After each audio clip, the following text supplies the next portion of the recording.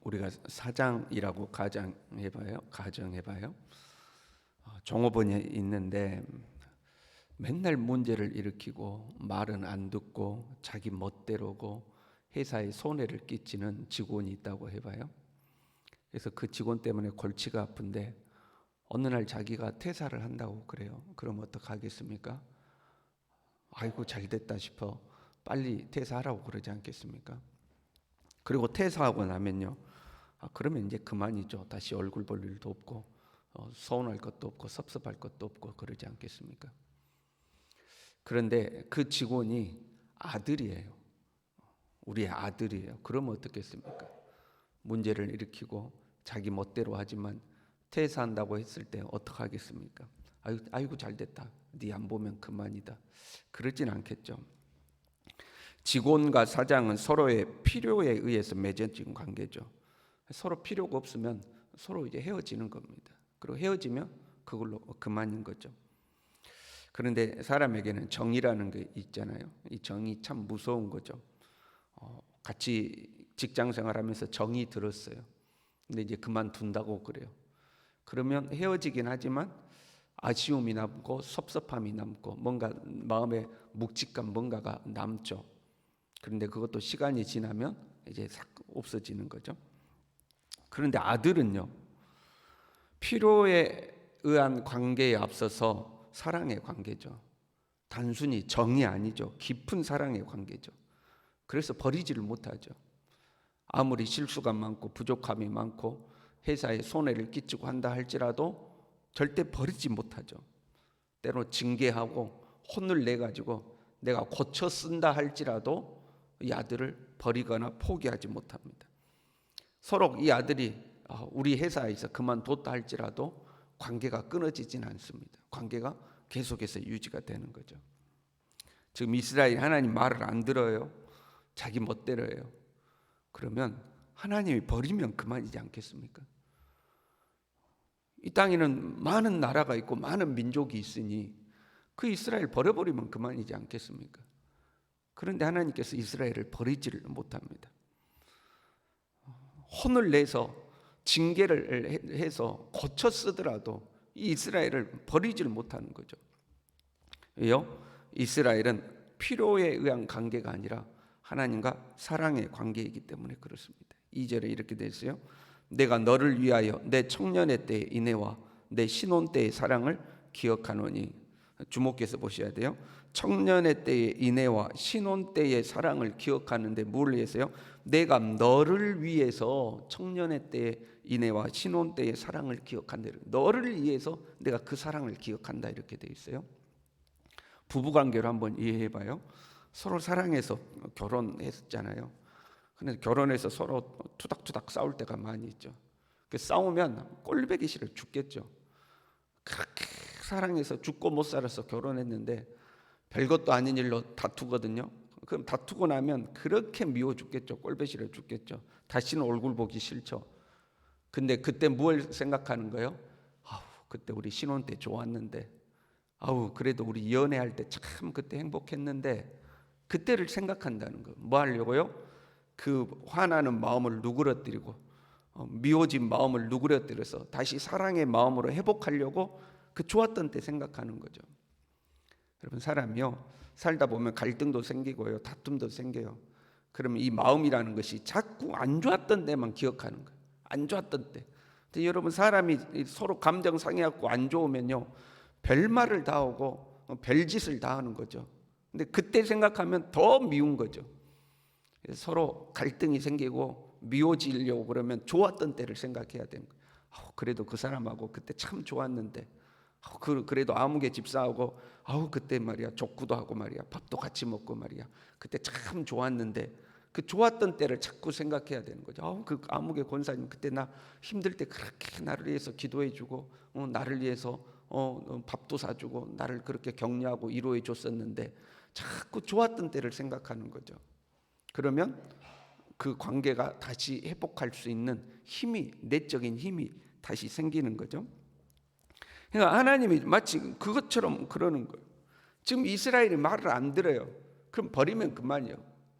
인간적으로 표현하면 미워 죽겠어. 그냥 갈라서면 끝이에요. 그런데 하나님이 너를 위하여 네 청년의 때의 인애와 신혼 때의 사랑을 내가 기억한다. 좋았던 때 기억한다는 거예요.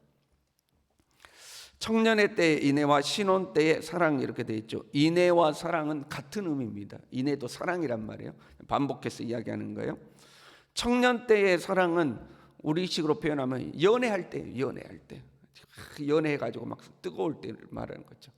신혼의 때라는 것은 정확한 의미로는 결혼을 앞둔 약혼 때를 의미하는 단어입니다.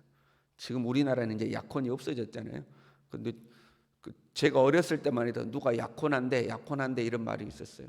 이스라엘에도 그 약혼이라는 게 있는 거죠. 이 약혼은 법적으로 결혼과 같은 효력을 가졌습니다. 이스라엘에서.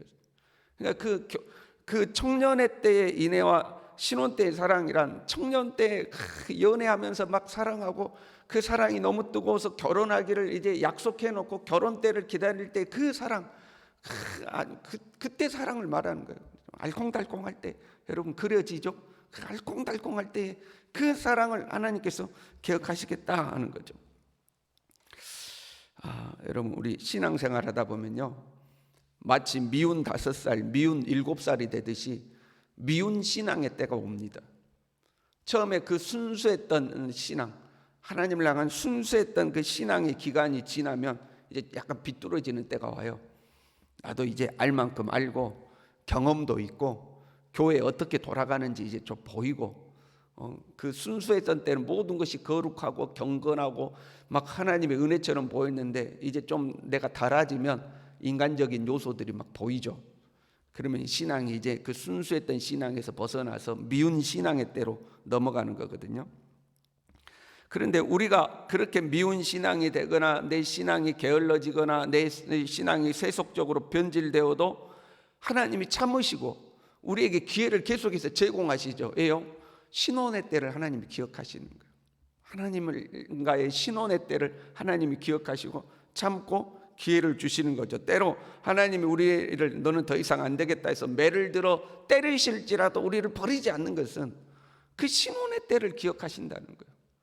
우리가 하나님을 사랑했던 그 때를 기억하시고 우리를 버리지 않는 거죠. 그러면 언제가 신혼의 때였을까? 예수님을 처음 만났을 때가 신혼의 때인가? 막 은혜가 충만해가지고 내가 땅을 밟고 사는지 구름 위를 걷고 있는지 모를 것처럼 막 은혜가 넘쳤을 때가 신혼의 때인가? 2절 끝에 이렇게 기록하고 있어요. 네 신혼의 때의 사랑을 기억하노니 곧 씨 뿌리지 못하는 땅 그 광야에서 나를 따랐음이니라.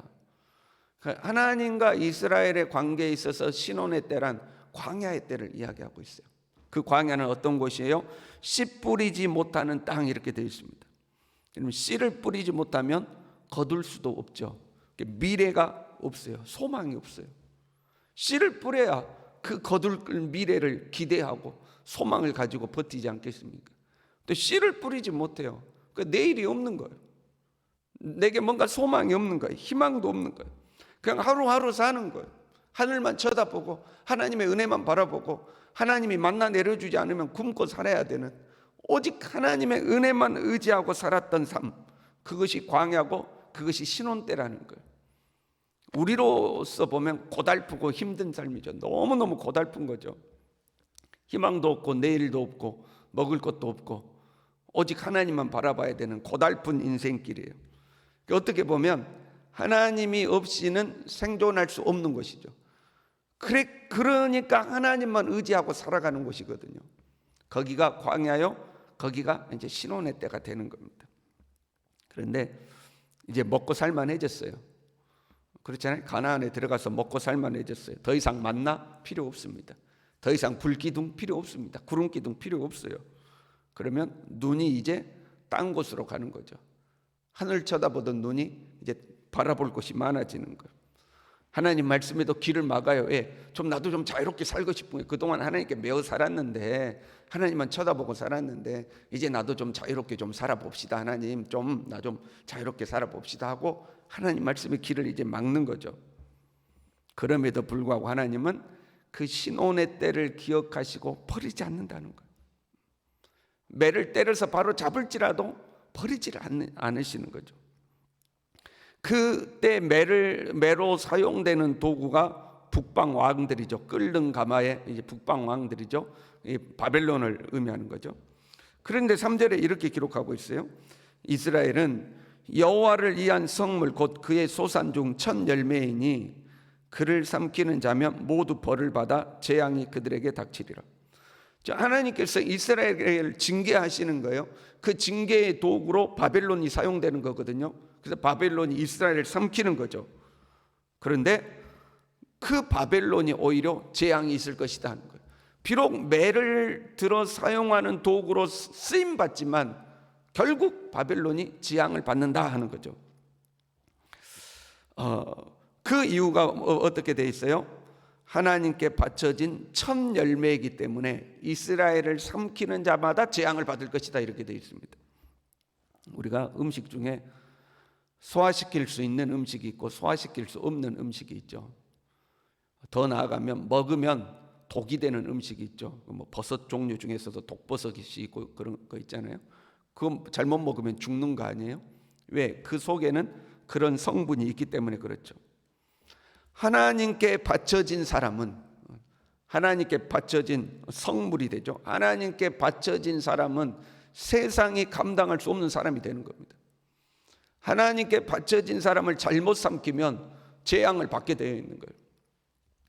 그러니까 여러분, 우리가 비록 하나님의 우리가 이해할 수 없는 섭리 가운데 때로 가난해질 수 있어요. 때로는 비천해질 수 있어요. 때로 사람들이 보기에 무시할 만큼 낮아질 수도 있어요. 그러나 세상이 우리를 잘못 건드리면 그가 재앙을 받는다는 거예요. 왜? 내가 하나님께 바쳐진 사람이기 때문에. 그럼 적어도 우리가 이런 자신감이 좀 있어야 돼요. 내가 가진 것이 없고 사회적 지위도 없고 남들 보기에 뭐 내놓을 만한 것이 없어도 나는 하나님께 바쳐진 사람이기 때문에 나 잘못 건들면 네 혼난다 이런 자신감이 있어야 돼요. 여러분 이런 자신감으로 사시길 바랍니다. 너 나 잘못 건들면 혼난다. 왜? 나 하나님께 바쳐진 사람이야. 나 하나님께 바쳐진 사람. 내가 지금은 좀 하나님께 좀 내가 미운 5살 돼가지고 내가 요즘은 좀 하나님께 좀 못한다 할지라도 그래도 나는 하나님께 바쳐진 사람이야. 지금 이스라엘이 하나님께 잘못해가지고 말 안 들어가지고 혼나기 일보 직전이잖아요. 그런데도 이스라엘을 삼키는 자는 재앙을 받으리라. 왜? 여호와께 바쳐진 성물이요 첫 열매이기 때문이다. 이렇게 말씀하잖아요. 그러니까 우리가 좀 때로는 비틀거릴 수도 있고 때로는 못난 짓 할 수도 있지만 그럼에도 불구하고 나는 하나님께 바쳐진 사람이고 야, 나 잘못 건들면 그 문제 있어. 여러분 이런 자신감이 있기를 바랍니다. 근데 나는 하나님께 바쳐진 사람이라는 거예요. 하나님과의 신혼의 때가 있는 사람.